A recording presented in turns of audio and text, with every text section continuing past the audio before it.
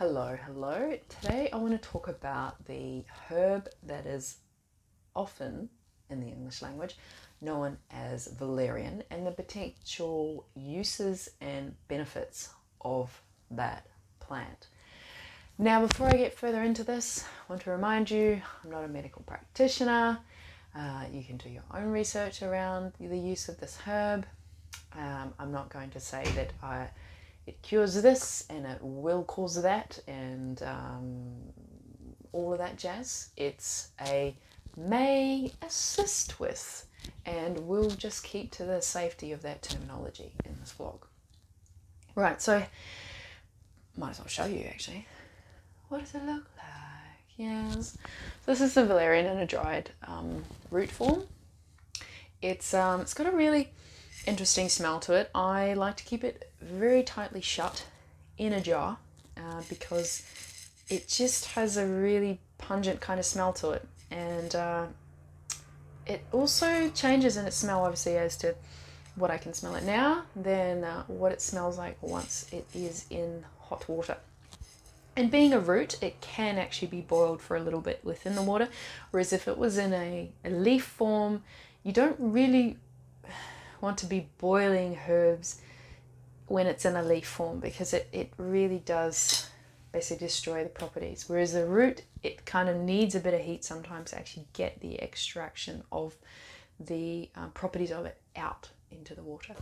So yes, obviously you can have a dried root, you can have it fresh, you could have it extracted. You might be able to find it essential oil, which you probably wouldn't consume with the mouth, but you could smell it, which would be a very pungent smell, and I'm not sure why you would get valerian in essential oil, but anyway.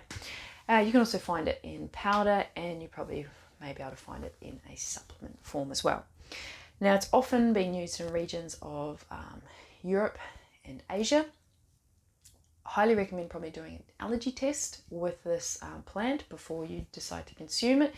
Also want to err on the side of caution if you are pregnant and or breastfeeding. You probably would like to avoid this plant if possible, because there can be some mild side effects, and probably just best not to risk it. I'm sure there could be other people that may say otherwise. That's really up to you. I'm not here to tell you what you should and should not do with your life. Right. Also, be careful with this plant when you are on medication and also using other herbs as well. Now, obviously, your dosage, when you're looking at taking a plant and you've got it in a fresh form, it's probably a lot harder to overdose on it when it's in that form, and it's probably a lot easier to overdose on something when it's been condensed down into something like an extract or a supplement. So yes, when you're doing an allergy test on a plant, it's probably best to do it with the fresh form because you're not as likely to just minimizes risks really. And when it's in the fresh form, you get to experiment it with the whole extrasensory experience. You know, you get to see, your eyes get to see the color, you get to smell it in a fresh form, you get to touch it, all that sort of stuff. There's a whole, protocol around how to do an allergy test, and I'll leave that research up to you. So what kind of things can valerian be good for? Well, may assist with, insomnia, relief. Not sure why that word sounds a little strange to me today. Anyway, it can also be good with providing relief for anxiety. It has quite a sedative effect as well. I have heard of people using this to help with coming off opiates. I'm not saying that it is definitely going to, help all addicts get off opiates, but it has been used in that way sometimes. It can also help with OCD relief, ADHD relief. It can help with digestion. However, also for some people, it can cause disruption in the digestion. So again, it's just, testing out your body. And just because it's okay if you have it today, your body might not react well to it tomorrow or the next week. So yeah, again, that's a whole other topic around intuitively feeling into when is a good time to be consuming particular things, especially if you are a woman and you're a menstruating woman. Obviously, your body goes through a lot of cycles, and men do as well. Their hormonal cycle is more of a 24-hour, whereas a menstruating woman is more of a 28 day, but obviously that can be longer. It could be 35 days, etc., etc. Again, so back to some of the other benefits. Well, it can be really good with helping with migraines. It can also provide relief with headaches. It can also reduce blood pressure. Again, you probably want to be careful if you're using it just for that purpose, because some people, when they're getting into herbology, they may also be on other medications. They may either be consuming other herbs.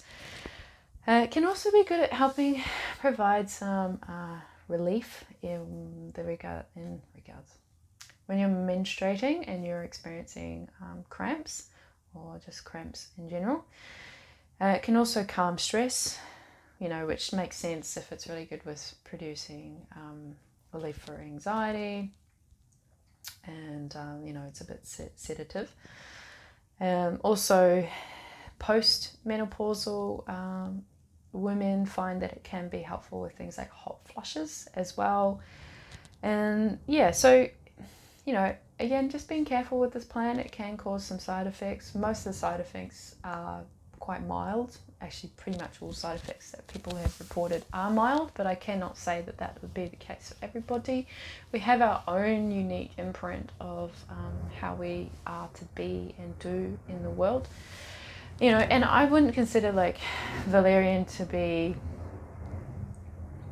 a highly risky herb to be incorporating into your life.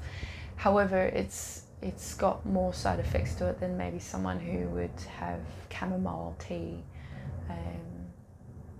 Yeah. So anyway, if there's anything you want to share about Valerian, or maybe there's another plant that you prefer to use instead of Valerian for some of those effects that I was talking about, some of those sort of things that sometimes the human body and mind can be experiencing. For me, I find it quite a powerful one to use, especially if I'm wanting to get a good night's rest.